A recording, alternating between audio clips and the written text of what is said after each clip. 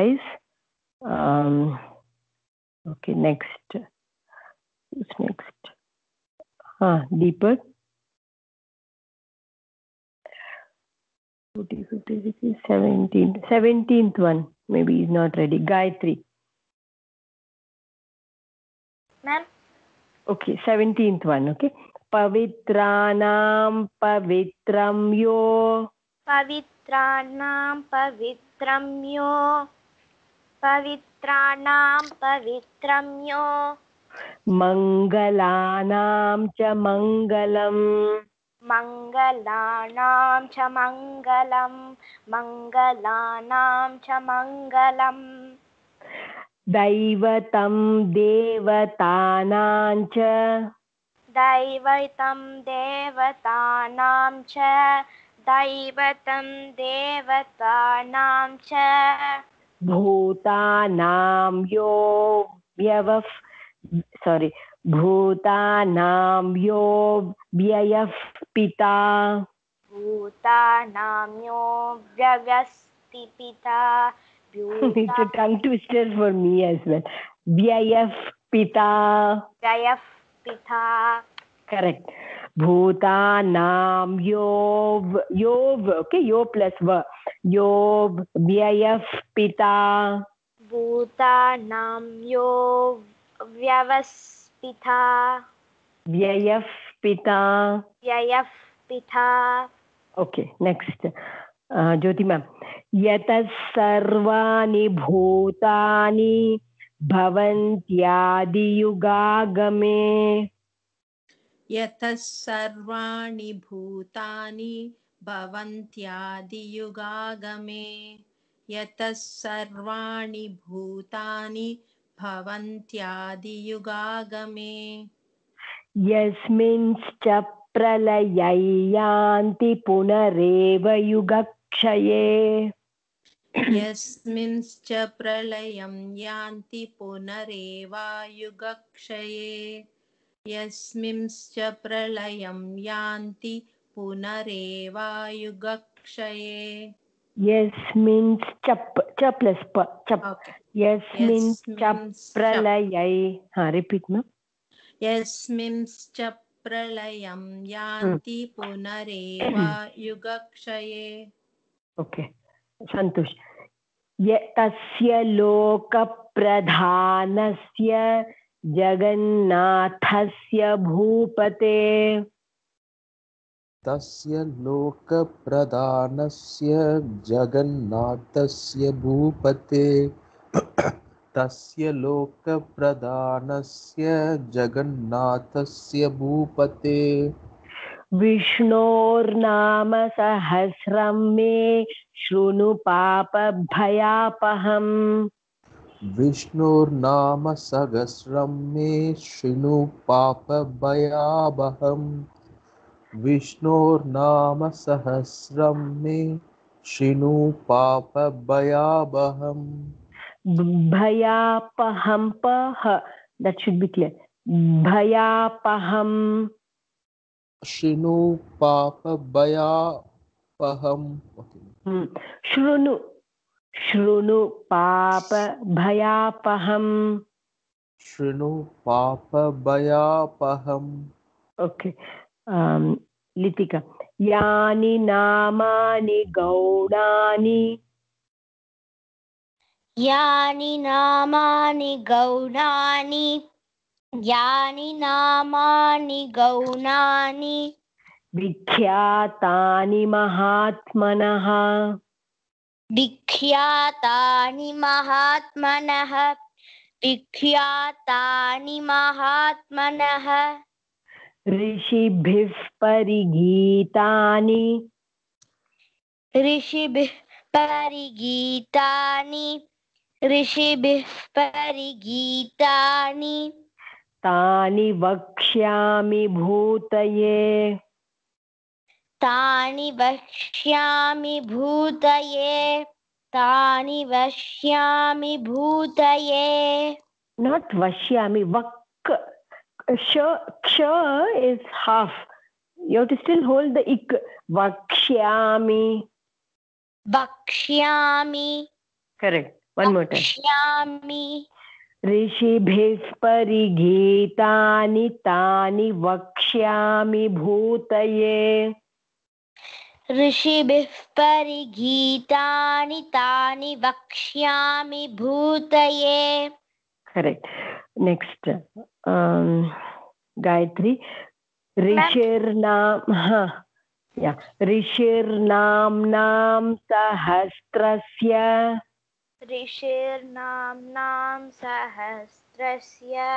ऋषिर्नाम्नां सहस्रस्य. Good. वेदव्यासो महामुनिः. वेदव्यासो महामुनिः. वेदव्यासो महामुनिः. So this is saying that Vishnu Sahasranamam was written by Vyasa, right? So Veda Vyaso Mahamunihi, that's what this says. He wrote Vishnu Sahasranamam. In the next line said in Anushtup Chandas. Chandas is the meter, right? That's what it says. Chando Nushtup Tatha Devo. Chandustasto tata devo. Listen 1 second. Chando Nushtup Tatha Devo. Chando nushtup tata devo. Chando nushtup tata devo. Bhagavan Devaki Sutaha. Bhagavan Devaki Sutaha. Bhagavan Devaki Sutaha. It will be nice if you can extend Van, because Va is long, plus you have Na is half, no? Bhagavan Devaki Sutaha. Bhagavan Devaki Sutaha. Correct. Next, Jyotima. Amritam Shudbhavo Bijam Shaktirdevaki Nandanaha. Amrutam Shudbhavo Bijam Shaktirdevaki Nandanaha. Amrutam Shudbhavo Bijam Shaktirdevaki Nandanaha. Trisama Hridayam Tasya Shantyarthe Viniyujyate. Trisama Hridayam Tasya Shantyarthe Viniyujyate. Trisama Hridayam Tasya Shantyarthe Viniyujyate. Shantyarthe, that third second term. Shantyarthe Viniyujyate. Shantyarthe Viniyujyate. Correct.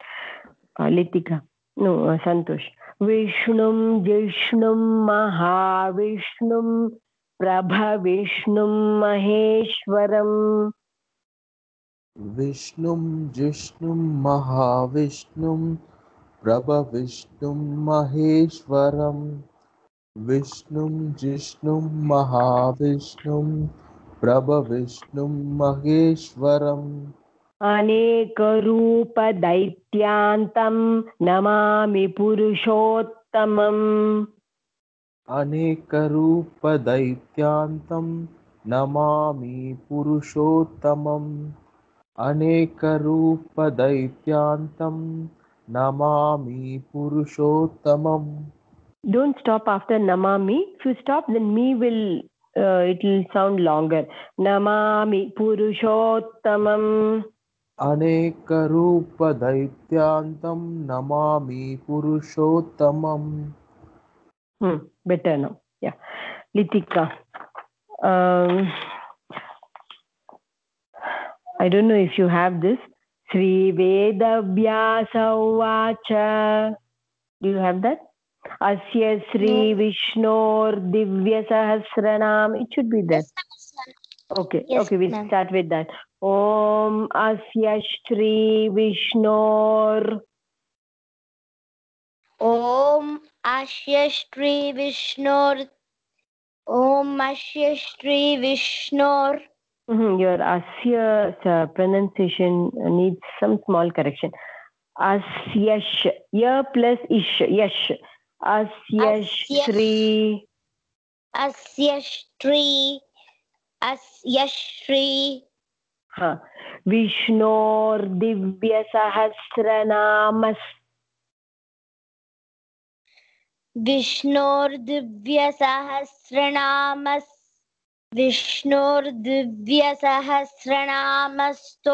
So, Sahasranamas. Stotra Mahamantrasya. Stotra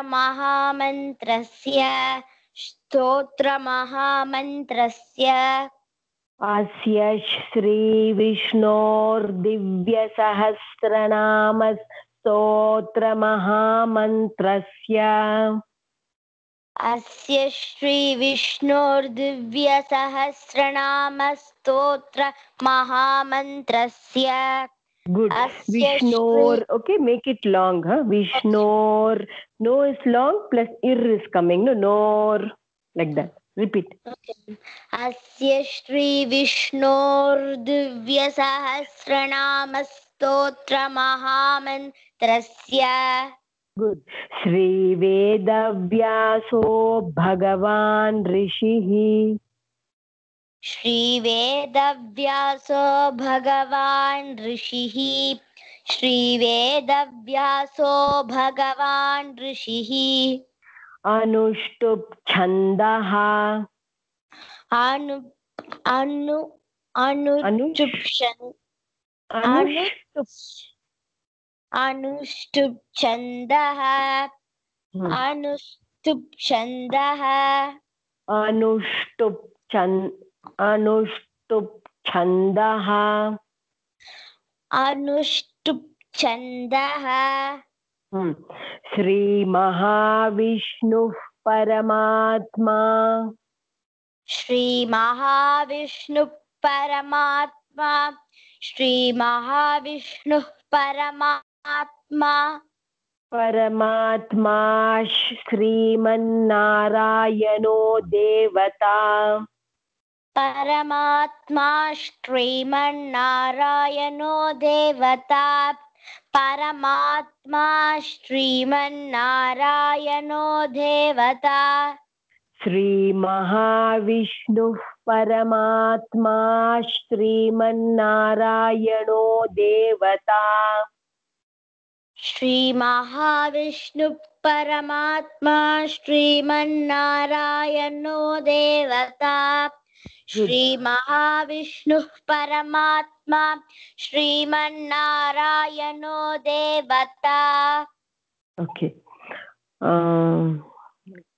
Gayatri. Amritam Shudbhavo.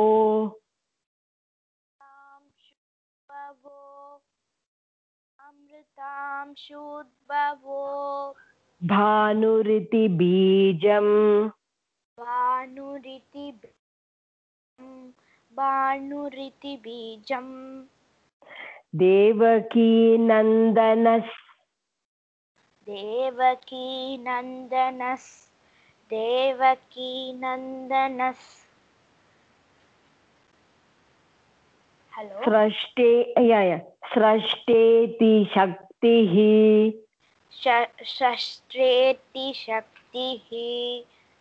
Sashreti Shaktihi.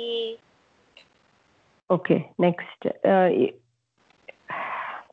We'll just say this. Gayatri, if you need to leave, please leave, okay? You'll be late for your class. Jyoti ma'am. Udbhavah Shobhano Deva Iti.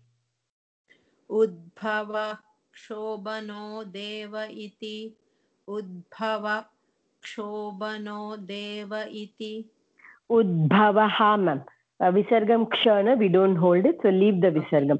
Udbhavaha Shobhano Deva iti paramo mantraha. Udbhavaha Kshobano Deva iti paramo mantraha. Udbhavaha Kshobano Deva iti paramo mantraha. Shankhabhrinnandaki chakriti kilakam. शङ्खबृन्नन्दकी चक्रीति कीलकम् शङ्खबृन्नन्दकी चक्रीति कीलकम् शार्ङ्गधन्वा Gadadhar इति अस्त्रम् शाङ्गधन्वा गदाधर इत्यस्त्रम् शाङ्गधन्वा गदाधर इत्यस्त्रम् रथाङ्गपाणिरक्षोभ्य इति नेत्रम् रथाङ्गपाणिरक्षोभ्य इति नेत्रम् रथाङ्गपाणिरक्षोभ्य इति नेत्रम् okay next संतोष त्रिसामासामगसामेति कवचम्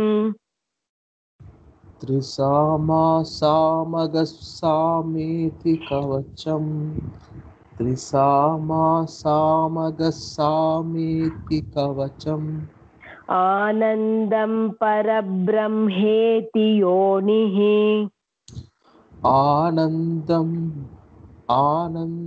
परब्रह्मेति योनिः आनन्दं परब्रह्मेति योनिः ऋतुः सुदर्शनः काल इति दिग्बन्धः ऋतुः सुदर्शनः काल इति दिग्बन्धः ऋतुः सुदर्शनः काल इति दिग्बन्धः श्रीविश्वरूप इति ध्यानम् श्रीविश्वरूप इति ध्यानम् इति hold the id इति ध्यानम् it or ikma it the dhyanam starts with dha na half the so itid t plus dha okay Shri Vishwarupa iti dhyanam correct Shri Mahavishnu प्रीत्यर्थे सहस्रनाम जपे विनियोगः whatever is there in your book you can say Shri Mahavishnu प्रीत्यर्थे सहस्रनाम जपे विनियोगः प्रीत्यर्थे pre is long it प्रीत्यर्थे Shri Mahavishnu प्रीत्यर्थे सहस्रनाम जपे विनियोगः okay yeah we'll stop here कायेन वाचा मनसेन्द्रियैर्वा बुद्ध्यात्मना वा प्रकृते स्वभावात् करोमि यद्यत् सकलं परस्मै नारायणायेति समर्पयामि thank you see you on Thank Monday you, ma'am. bye Thank you, ma'am. Bye. bye